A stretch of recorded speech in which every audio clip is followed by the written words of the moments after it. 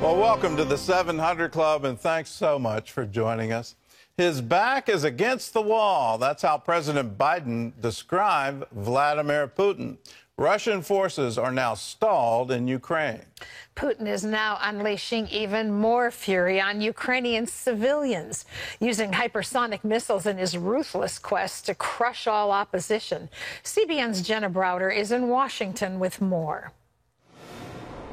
From Kyiv to Kherson, the Russian military is stepping up its devastating attacks on cities across Ukraine. The White House calls it a sign of Vladimir Putin's frustration. The more his back is against the wall, the greater the severity of the tactics he may employ. The Kremlin now resorting to more extreme tactics, like using hypersonic missiles, which can hit targets more than 1,000 miles away at up to 10 times the speed of sound. Kyiv is under a 35-hour curfew due to increased attacks from the air. Nevertheless, Ukrainian forces say they've retaken a key suburb of the capital from the Russians.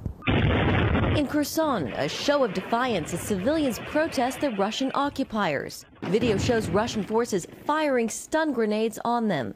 It comes as President Zelensky tightens his grip on political parties and media in an effort to control misinformation. Zelensky invoking emergency powers under martial law to temporarily ban activities by 11 political parties and combining all national TV channels into a single information platform. Meanwhile, the humanitarian crisis continues to worsen, with 10 million displaced people, about half of them children. And the president will travel to Brussels on Wednesday for a high-stakes NATO summit. The White House says he'll also visit Poland on Friday. In Washington, Jenna Browder, CBN News. Refugees are arriving in Poland. They're exhausted, traumatized, fearful for the future. And Operation Blessing is there in your name to meet them, offering comfort and much-needed supplies. Thanks to the support of our donors, Operation Blessing is on the ground in Poland. Team members listen as many refugees tell their stories of escaping the war in Ukraine. Yesterday, we rode in an overcrowded train where there were numerous mothers with infants. The lights were not lit so the train would not suffer from a bomb attack. Nevertheless, we stopped several times because bombs were dropped nearby. The trip was very hard by train with children. After these moms and their kids arrived safely in Poland, they were greeted by a team from Operation Blessing. The women shared how the violence in Ukraine forced them to flee with their children. This is horrifying. When you stay in your house and a jet flies over your building, it is terrifying to live like that. And believe me, nobody wanted to leave their home. Families are torn because our husbands stayed home to protect our country. We were forced to save our children so they don't die under the shelling from the Russian planes. It was so hard to leave our country to save my children. I have fear because I'm alone with children in a foreign country. But Operation Blessing is there on the border with a warm tent and a food truck, ready to provide warmth and safety to these families. Team members take the time to listen and offer encouragement while directing refugees to the next phase of their journey. We're also providing life-sustaining supplies, hot meals, and warm drinks to ease the cold. I want to return home, and I want everything to be like before. I would truly love to somehow magically make Russian troops get out of our land and for us to return and rebuild our wonderful Ukraine. We love it and want to live in our country. Thanks to Operation Blessing donors, we will continue to bring relief to these precious families. If you want to be a part of the relief effort, all you have to do is call us. 1-800-700-7000. Say, I want to give to the Operation Blessing Disaster Relief Fund. You can write to us at CBN Center, Virginia Beach, Virginia, 23463. You can also text OB Crisis to 71777, or you can go to cbn.com. There's a place on the giving page where you can designate your gift. We're working primarily on the border of Poland and Ukraine. That's where our base of operations is. We've got a warehouse. We're shipping out product from there into Ukraine.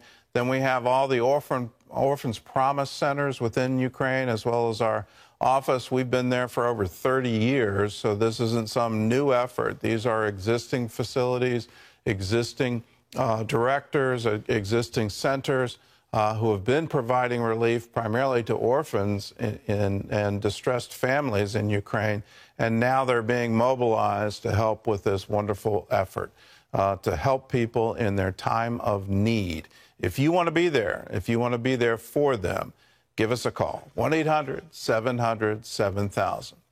In other news, the Senate began confirmation hearings yesterday, and it's an historic first. The first African-American woman nominated to the Supreme Court. John Jessup has more on that story from our CBN News Bureau in Washington. John? Thanks, Gordon. Judge Ketanji Brown Jackson spoke movingly of her faith and family in her opening statement to the Senate Judiciary Committee. In their opening statements, though, some Republicans on the committee made it clear she'll face tough questions in the days ahead. CBN's Tara Mergener explains. Some, but not all, Republicans have stated opposition to Jackson. Still, Senate Democrats should have enough votes to confirm her without their help. If President Biden has his way, Judge Ketanji Brown Jackson will be the first black woman on the high court. I must also pause to reaffirm my thanks to God, for it is faith that sustains me at this moment. Even prior to today, I can honestly say that my life has been blessed beyond measure. Democrats say the 51-year-old mother of two is the most heavily vetted Supreme Court nominee in 30 years, having already been confirmed twice by the full Senate for other roles and sitting down with more than 40 senators. And I'm fully confident you'll serve Americans from all walks of life, all backgrounds, fairly and faithfully. The most important thing that I look for is the nominee's view of the law. As the hearings got underway, Republicans brought up her rulings on child porn as a trial judge. Senator Josh Hawley charging she has a history of letting child predators off easy. Why she's sentenced below the federal guidelines, why she's sentenced below what the government's recommendations were in child porn cases in particular. Other Republicans are also concerned about her position on court packing, record on terror cases, and more. I'm also interested, as others have mentioned, in your opinion, why pro-abortion, dark money groups like Demand Justice, and anti-religious liberty groups are pouring millions of dollars into a public campaign in support of your nomination. Confirmation of Judge Jackson to replace retiring Justice Stephen Breyer would not shift the court's ideological balance, although it's a crucial moment for Jackson and the Biden presidency.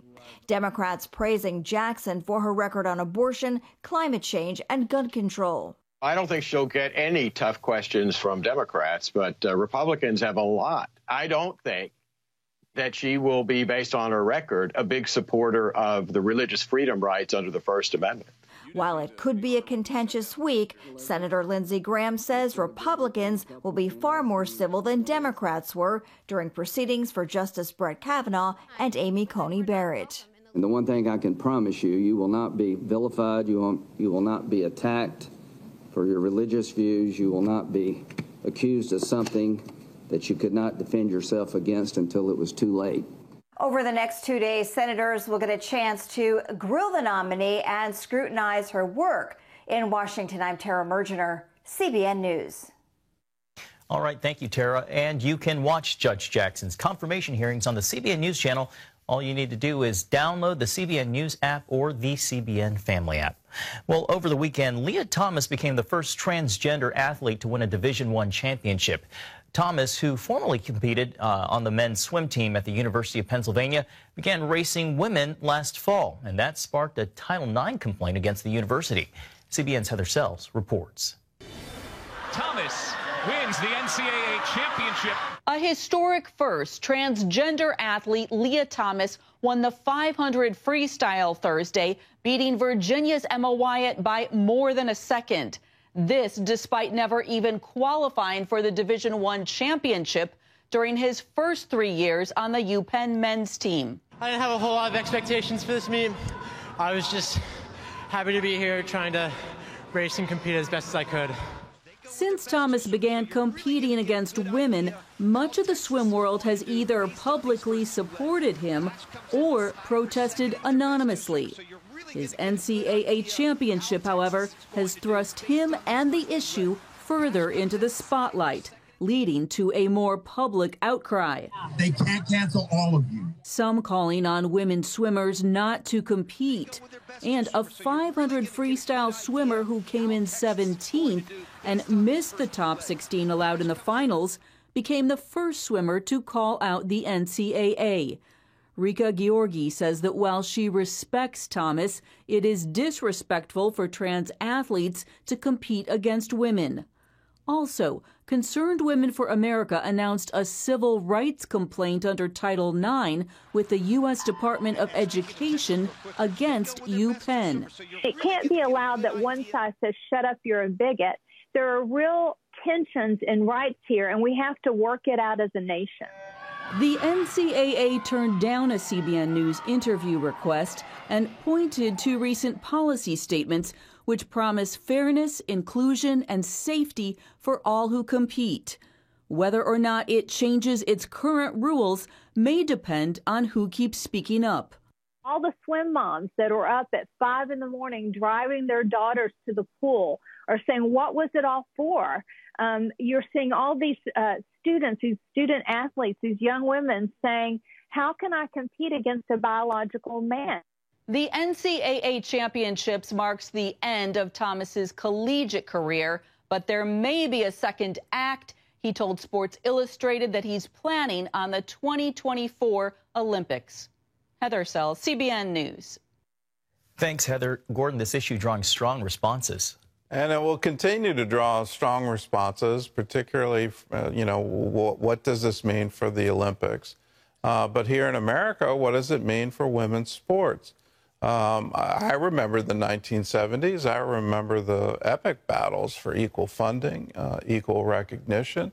All of those things, you look at it now and go, well, wait a minute. If someone is biologically male and gets the benefit of that in terms of a stronger skeleton and more muscles, and then makes a decision, well, I want to transition, is it now fair for biological females?